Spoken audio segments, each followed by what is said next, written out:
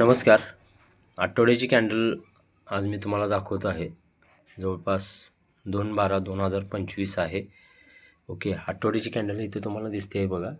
आणि सगळ्यात महत्त्वाचं म्हणजे प्रिव्हियस कॅन्डलचा हाय जो होता ती जवळपास कुठल्या तारखेची कॅन्डल आहे बघा. जवळपास 10 नोव्हेंबरची ही कॅन्डल आहे आणि ह्या कॅन्डलचा प्रिव्हियस हाय जो होता तो ब्रेक केलेला आहे. ओके. याचा अर्थ एकच होतो आहे की मार्केट कुठेतरी आता खाली पडण्याची शक्यता आहे आणि ही जी लिक्विडिटी आता ह्या कॅन्डलची आहे हे लक्षात घ्या. त्याच्यामुळे शक्यतो जास्तीत जास्त मार्केट खाली पडण्याची शक्यता आहे. आठवड्याच्या कॅन्डलला जर तुम्ही बघायला गेला तर इथे सरळ सरळ तुम्हाला दिसतं आहे बघा. कालच कॅन्डल जवळपास ब्रेक केलेला आहे त्याचा. ओके. काल त्यानं थोडंसं ब्रेक केलेलं आहे, पण आता थोडंसं कुठंतरी करेक्शनच्या हिशोबानं खाली पडण्याची शक्यता दाट आहे असं वाटते. 4 आवरच्या कॅन्डलला जर आपण आज बघायला गेलं तर इथं बघा सगळा झोक जो आहे तो मार्केटचा टोटली साईड म्हणजे अगदी सेलिंगचंच आहे असं मला वाटते. कारण इथे लिक्विडिटी आहे. ही लिक्विडिटी खाऊनच मार्केट जास्तीत जास्त मला वाटते वन साईड वरती जाण्याची शक्यता आहे. हे बघा इथूनच मार्केट परत वरती जाण्याची शक्यता आहे आणि आपला जो पुलबॅक स्ट्रॅटर्जीचा जो रेशो आहे तो इथं बघा सरळ सरळ इथं दिसतो आहे. पुलबॅक स्ट्रॅटर्जीचा इथं रेशो दिसतो आहे. हे बघा जवळपास इथून जर तुम्ही क्लिअर कट जर पकडला, पण जर ह्याचा कलर जर थोडासा चेंज करूया.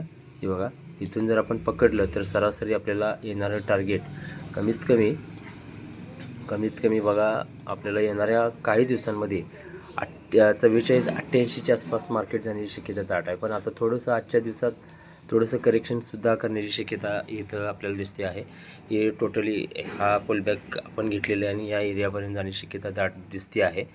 ओके. आणि त्याचबरोबर आपण एका तासाला जर आलो तर सरळ बघा इथं टोटली ह्या प्रिव्हियस कॅन्डलची लिक्विडिटी खाण्यासाठी मार्केट येणाऱ्या डेली वाईज ज्यांना येत आहेत त्यांना माहिती आहे की कशा पद्धतीनं मार्केटची मुवमेंट ही होत आहे. ओके. खाली सेलिंगलासुद्धा मार्केट दिसतं आहे. इथं डेली वाईजला तुम्ही जर गेला 1 डेच्या कॅन्डलला तरीसुद्धा इथं सरळ दिसते बघा. मार्केट बायच्या दिशेला आहे, नो प्रॉब्लेम. पण खाली येऊन परत मार्केट बायच्या दिशेला जाणार आहे, लक्षात घ्या. ओके. या पद्धतीनं असणार आहे. इथं डेली बायसनं जर पकडायला गेलं तर मार्केट बायच्या दिशेला आहे.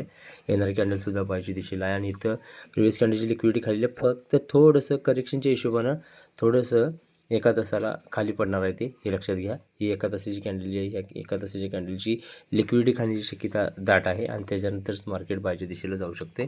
आणि त्याचं टार्गेट येणार आहे काळामध्ये एक लक्षात घ्या 44-88चं असणार आहे, हे लक्षात घ्या. ओके.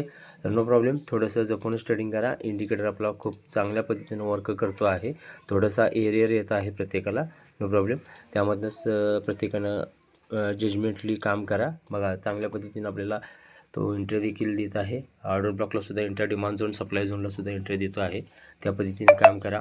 सगळे सेटअप योग्य दिशेने चालत आहेत. ओके. तर परत आपण उद्या भेटू. थँक्यू.